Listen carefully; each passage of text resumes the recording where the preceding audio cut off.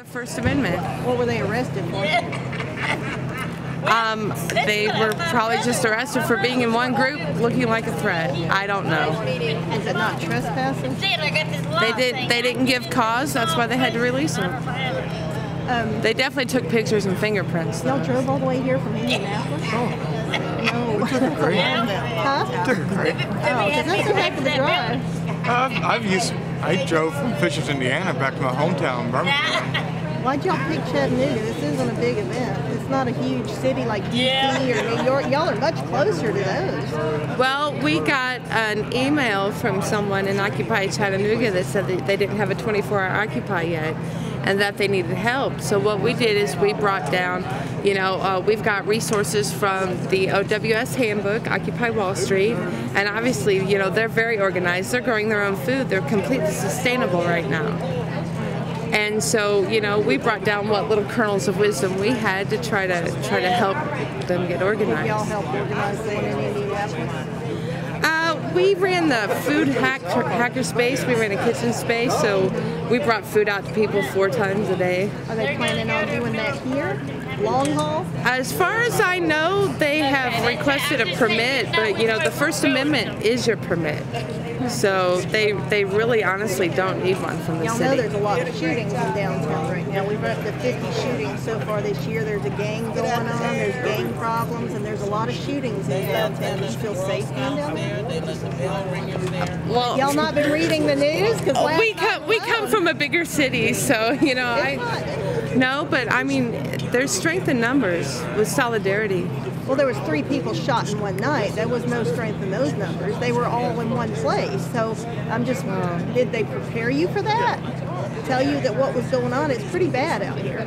And it's not common here. So I went to the Occupy DC event, and I was down there October 7th. We filmed up there, and they're smoking pot in the middle of the street, right in front of the cops. They're breaking the law. Y'all think that's all right? I think, there are people from all walks of life that represent the 99%. But they're breaking the law. But that's not what the Occupy movement is about. That's an individual initiative, and it has nothing to do with the Occupy movement. So it's not okay to break the law? The Occupy movement is set to get corporate money out of politics. But if they break the law, is that all right? No, it's not all right. But occupying the park after 10:30 at night tonight is against the law, so therefore it's not all right.